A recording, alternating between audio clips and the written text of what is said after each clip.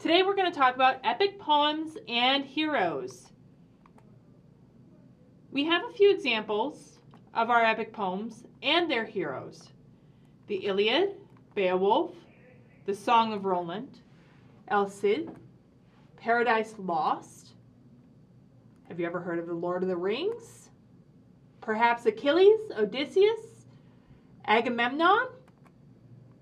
Beowulf was the obvious protagonist from Beowulf.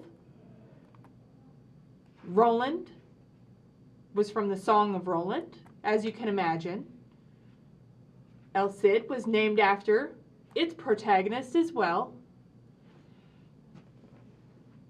You could argue that either God or Satan were the protagonists in Paradise Lost.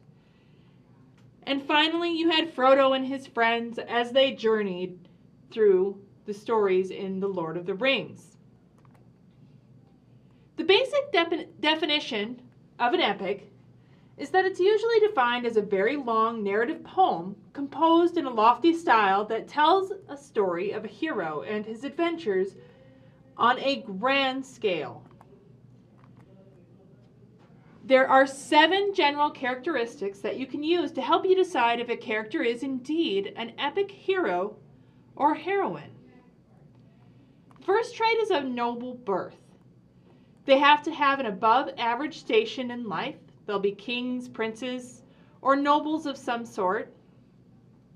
Commoners do not usually become epic heroes. They are capable of great deeds. This would be their second trait.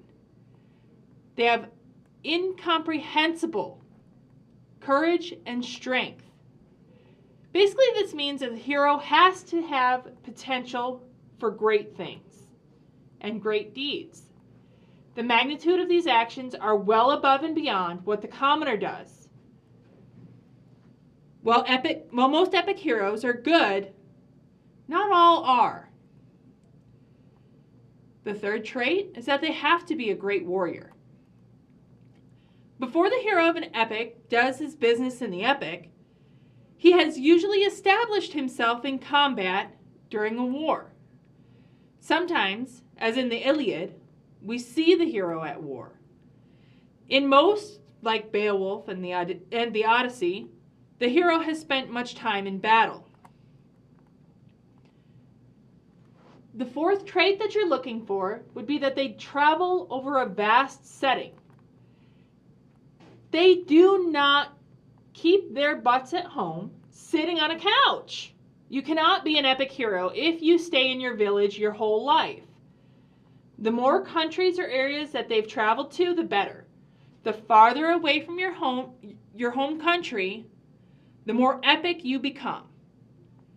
Distance makes the hero's actions greater because they aren't selfish. They are for another country or another people. The fifth trait that you're looking at is national heroism.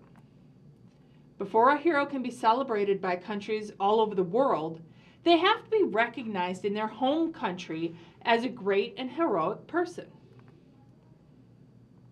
The sixth trait, humility. Even as the rest of the world recognizes great deeds of the hero, they're not going to brag to their friends. They're not going to take all the applause. They don't want to be center stage. They're going to stay humble. They commit their deeds because they know that they have to be done, and they know that they are the only ones that are able to do them. They are not there for the fame and for the glory.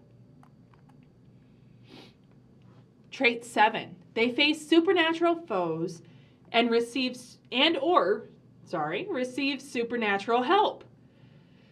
Most epic heroes either receive aid from a god or goddess or battle some superhuman enemy. This is what makes a hero's actions epic. They fight someone or something mere mortals can't battle. Beowulf has Grendel, Odysseus has Cyclops.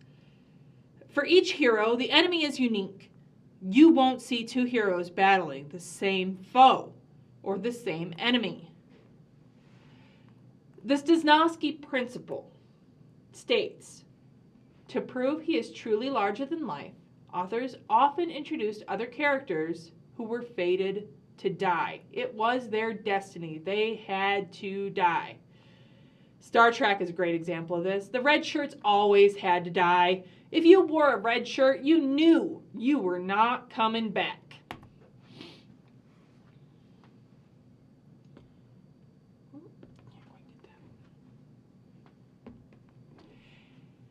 Ensign Johnson suddenly comes to the alarming realization that he is the only red shirt in the landing party. He knew his fate. This is a cartoon character or characterization from Kurt Drawnhauser from 1996. What was an aspiring author to do, especially if nobody could read?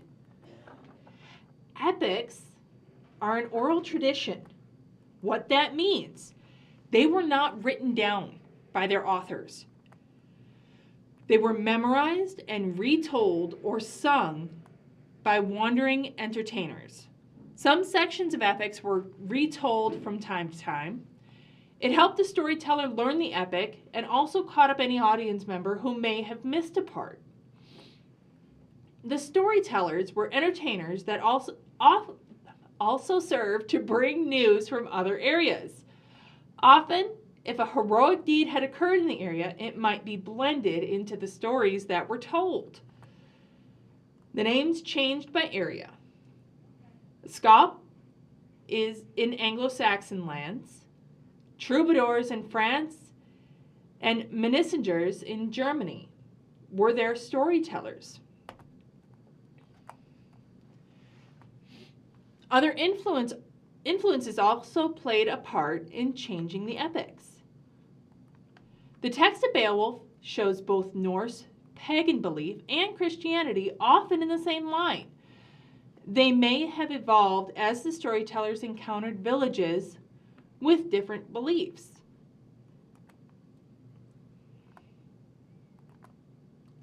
When these stories, which had been orally passed on, were finally written down, they were also subject to many changes. There were mistakes in translations, there was out-of-date slang, like we don't know anything about that, because I don't catch anybody saying keep it 100 anymore. There was political correctness, or even intentional changes to the text in order to persuade people to follow other beliefs. Some parts of epics, including Beowulf, seem not to match the style of the rest of the text. Other areas seem to be as if a narrator feels the need to stop and make a comment. Much of these areas involve various comments and concepts of Christianity. It's likely that some monks, while copying texts, put their own views about their work. Epic conventions. Opening states theme, invokes muse. The plot begins in medias res, in the middle of things. So you are right in the thick of it right from the beginning. The catalogs of warriors, ships, armies, battles. There's formal speeches that are serious in tone and lofty in style. The language and the style of epics are filled with rich, descriptive language about exciting action. Epic similes are long comparisons. There's alliteration and kennings, which we'll get into a little bit further on in the text. I hope that you were able to write down plenty of notes and understand the differences of epic poems and epic heroes and their 7 characteristics.